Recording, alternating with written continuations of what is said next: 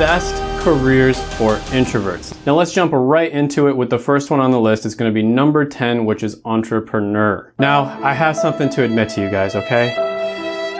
I put this one as number 1 for the best careers for extroverts. And I realized that I did a disservice to my introvert homies out there, because I realized that introverts can do cool shit too, okay?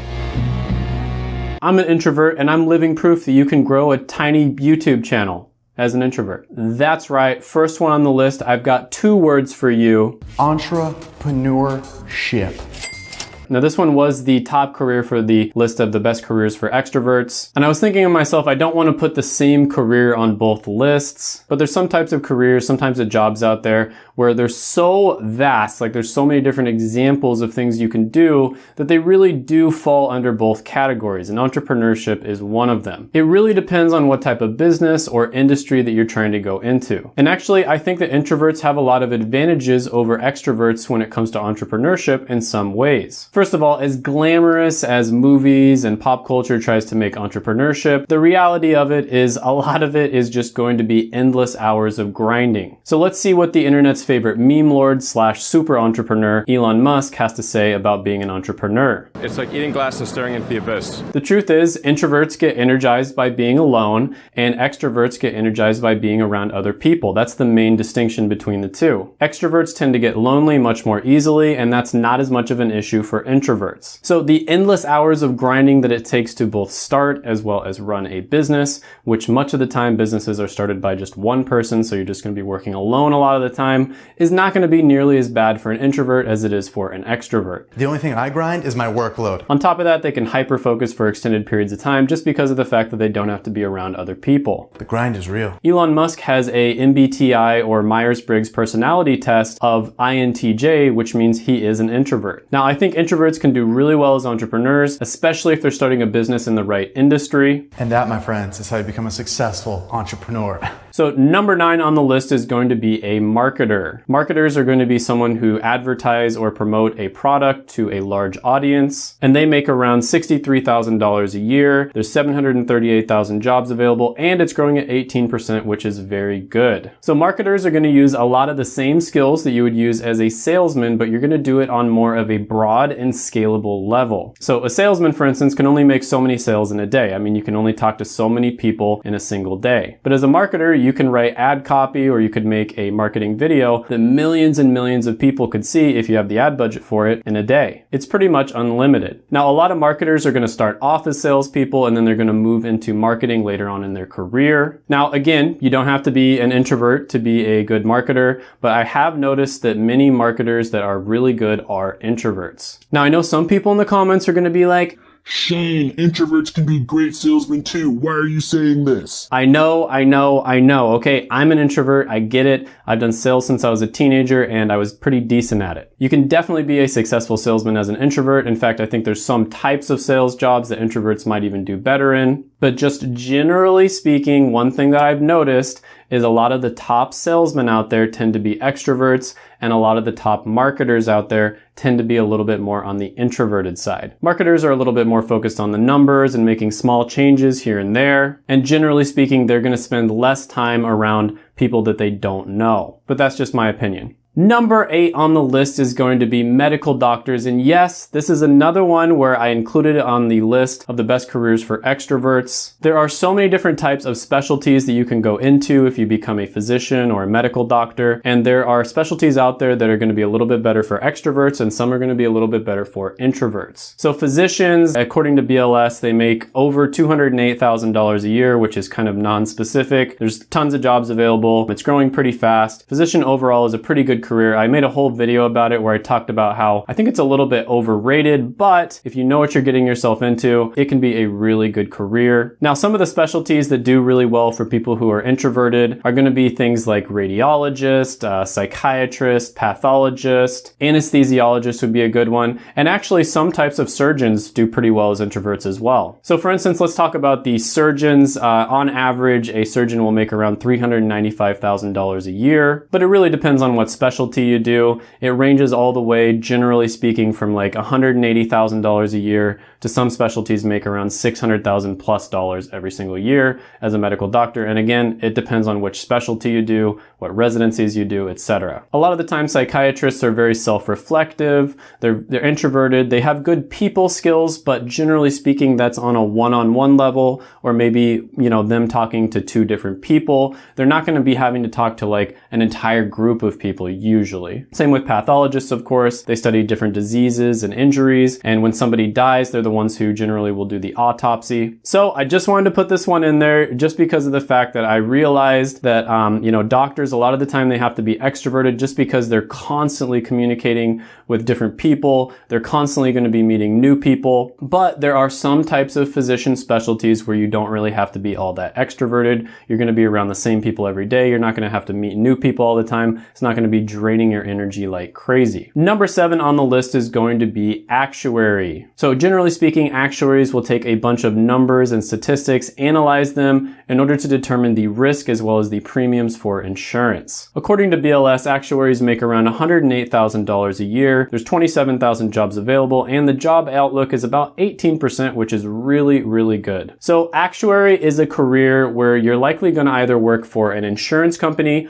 or the second really common path is you're going to work as a consultant. With an insurance company, you'll make pretty good money. You're going to have pretty good job satisfaction. Now, one thing about being an actuary is there is a ton of tests that you have to take. And most of the time when you pass those tests, you're going to be making a little bit more money. So that's a good thing in some ways. But these tests are actually extremely difficult. Over 50% of the people who take them generally do not pass. So they're designed to be unbelievably difficult. And it seems like there's just an endless amount of tests that you have to pass. So it's almost like going back to school all over again. You're going to have your normal, 40 hours a week job, and then you're going to be studying for these tests pretty much constantly. That's great if you're somebody that constantly wants to be learning and you really like studying, but it can be really annoying for somebody who kind of just wants to live a normal life. Consulting, on the other hand, is more about knowing what you're doing in a very niche subject. This one is going to be a little bit more social, so might not be as good for introverts. You're going to be interacting with a ton of people. You're going to be talking to clients. But basically what you are is a knowledge salesman. That's just the easiest way to put it. Your clients are generally going to be people from really big companies who have a lot of money, and they want you to solve a very specific problem for them, or they want you to analyze some data or present data that you already have for them. Number 6 on the list is going to be software development. This one keeps on popping up on like every list I do. Also known as a coder, this is going to be someone who's going to create software for computers. Now, software developers on average, according to BLS, are going to make $107,000 a year. There's 1.4 million jobs available, and it's growing at 22%, which is insane. This is one of the best possible careers out there, and I can only see it getting better in the future. There's no way this one's going to be automated. In fact, you're going to be the person who's automating things. This is one of my highest recommended careers, whether you're going at it from the aspect of getting a college degree, like a computer science degree, and then going into software development, or if you're somebody who maybe got a degree that is like math related or something like that, and you're not really liking your job, you can move into software development. Or if you're somebody who has no experience at all, you can still learn this stuff and then, get an entry-level job, work your way up. Pretty much no matter what position you're in, this is a really good career to get into. Now, software developers, of course, are going to sit in front of their computers for many, many hours a day. Many of them will have limited contact with other people throughout the day, and generally you're going to talk with your team through an app like Slack or something along those lines. And the people that you do talk to are probably going to be people that you interact with all the time, so you're not going to have to go and meet new people, every single day. It'll be a pretty rare occurrence. And many of them, especially nowadays with the current pandemic that's happening, do a lot of remote coding. And so they don't even have to go into an office. They're basically just coding from home. Sure, many of them will be working in an office setting where maybe you're around other people quite a bit, but they're not going to have to be like a salesman, for instance, where you're constantly meeting new people. I don't know about you guys, but for me as an introvert, spending time around people that I already know really well doesn't suck up as much of my energy as when I have to go and meet a bunch of new people. That's what really makes me tired. Now, one thing about introverts is a lot of the time they're actually really good at communicating just they don't want to have to do it face to face. They prefer to do it at a distance. And then another thing that I've noticed is people who are introverted don't necessarily have to have as much human contact because of the fact that they get energy just by being alone. And so they're a little bit better in many cases at just grinding away for hours, doing something like a coding bench. Number 5 on the list is going to be truck drivers. So this is a person who earns a living driving trucks, and this could be all kinds of different trucks, but a lot of the time it's going to be semis. Now, this is a job where you can do a lot of different things. Some people are going to be driving huge loads all the way across the country. Others are just going to be driving the trucks around locally so that they can get home to their families every night. Some own their own truck and they're basically like contractors. They tend to make a little bit more money. Others are going to work for a big company who already has trucks. There's a ton of different variations here, but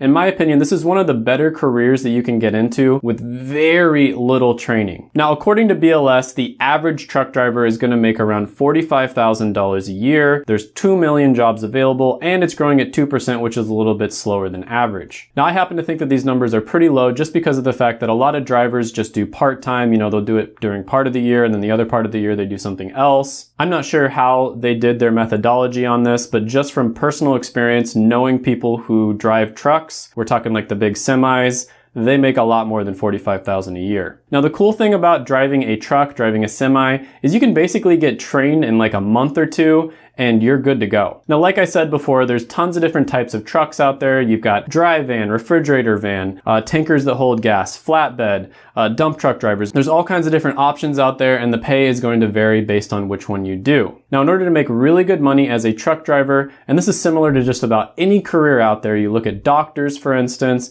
you look at pharmacists, you look at engineers, business people, just about any career out there. In order to make more money, you want to specialize in something, okay? Specialists tend to make more money, they tend to have better job satisfaction and just be overall happier than generalists. Now, one thing about truck driving that really isn't mentioned all that much is it can be especially good for you if you're young and single. Now, of course, the obvious reason for this is that if you have a family and you're truck driving all the way across the country, you're probably not going to be able to see them very often. But a not so obvious reason is the fact that if you're not living with anyone else, if you're single, you can actually just live in the truck. You don't necessarily have to pay rent or buy a car. You can just live in the truck. That's a huge cost savings because rent and vehicle expenses are generally going to be your 2 biggest expenses in your life. So if you're young, you don't have too many obligations. What you can do is you can become a truck driver, specialize in something, and you can be making over $80,000 a year just a few years after high school. And that's $80,000 that you can pretty much just bank. You don't have to worry about paying $1,000 for rent or $300 a month on a car payment.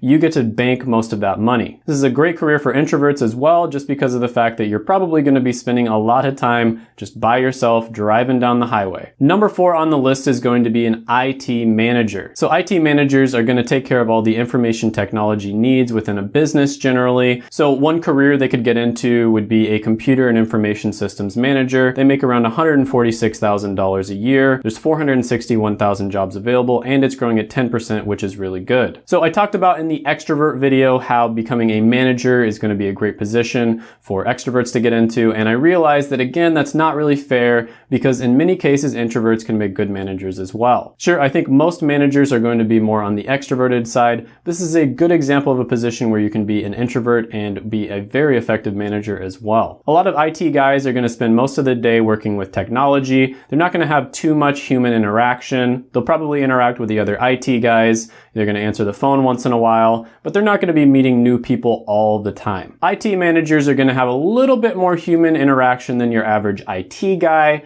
However, the most important thing about being an IT manager is your technical expertise. Now, I'm not going to sugarcoat it. You're probably going to be working around a bunch of geeks, which creates its own challenges. But overall, geeks aren't that hard to work with if you know what you're doing. Too much communication is generally not going to be that much of a problem. If anything, you'll want to encourage them to communicate more. Number 3 on the list is going to be accountant. Accountants are going to be the people that prepare and examine all kinds of different financial records, anywhere from tax taxes to basically just running the books on a business. Now, according to BLS, accountants and auditors make around $71,000 a year. There's 1.4 million jobs available, and it's growing at 4%, which is about average. Now, this is a very common job out there, and because of that, there's going to be a ton of different types of accountants. Now, with most accounting jobs, there's obviously going to be a lot of number crunching, of course. And when most people think of accounting, they probably think of Excel sheets and taxes, but there's actually a lot more to it than that. There's a ton of different specialties within accounting, and there's jobs out there for accountants in just about every industry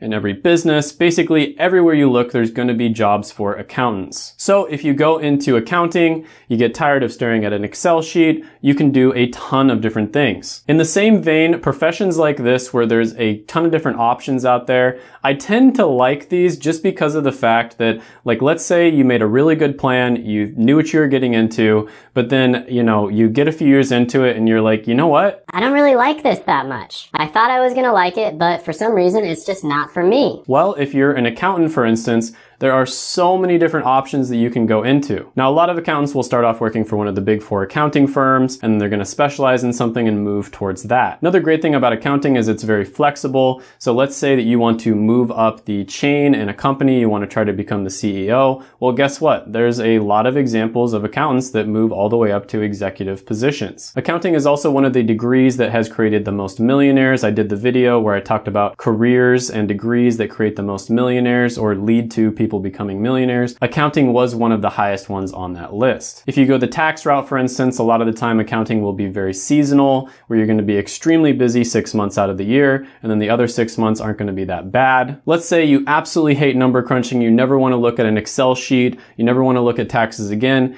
Guess what? You can move into becoming like a recruiter or something like that. Just because of the fact that there's so many people out there that do accounting, you could go to one of the big four firms and you could become an accountant recruiter. I think you guys get the idea. Very flexible career. Doesn't matter whether you're an introvert, an extrovert, you're going to find something within the career that works for you. Number 2 on the list is going to be data scientist. Now, this is one that a lot of people in my comments section always talk about. They wanted me to talk about data scientists more, and I'll probably make an entire video on it at some point in the future. So basically, what data scientists do in layman's terms is they get a bunch of crap data and they sort that data out and make something useful out of it. They can use that data in such a way that they will help businesses to make good business decisions that will lead to them being more successful and making more money. So one example of a data scientist related career that you could go into would be a computer and information research scientist. They make around $122,000 a year. There's 32,000 jobs available, and it's growing at 15%, which is much faster than average. So data science is very similar to software development, but there's going to be more of an emphasis on business as well as math and statistics. This is usually going to be data that has something to do with either sales or marketing. This is another subject, another career that combines business skills with technology skills, which is always a killer combination. Now, number 1 on the list, and this is a relatively new development since this amazing pandemic that we're all experiencing right now. Number 1 is going to be the remote version of your current job. With the current situation that's happening right now throughout the entire world, it's become more and more obvious that a lot of people can do the same job that they used to do in the office from home. For this reason, I predict that even after the pandemic is open, it's going to be more and more common to see people doing their jobs that they used to do in the office remotely. Now, some of them will do the job completely remotely, like they'll pretty much never go into the office. You can basically like travel around the world, for instance. Others will do it partially remotely, where maybe you go into the office 2-3 days a week and then you're at home 2 or 3 days a week. Now, you would be really surprised at how many different remote opportunities are out there, especially after all this stuff happened. You might think that there's no way my current job can be done remotely. So let's take pharmacy, for instance. I'm a pharmacist. What people picture in their head, like the average person when they see a pharmacist, is someone who is in a grocery store who gives them their antibiotics. No way they could do that remotely, right? They have to be there to counsel the patient. They've got to make sure that the right stuff is in the bottle and all that, right? Actually, there are a ton of opportunities to work remotely in pharmacy. The clinical and the data verification side of pharmacy can actually be done remotely, and that's in retail, of course, but also in in hospitals and different clinical settings. So sure, you'd probably have to change up your career a little bit. You might be able to do a slightly different career within the same company, or maybe you have to move to a slightly different specialty, something along those lines within the same company or maybe within the same industry. But the big point here is there are a lot of opportunities for remote jobs, and I think it's going to be even more common in the future.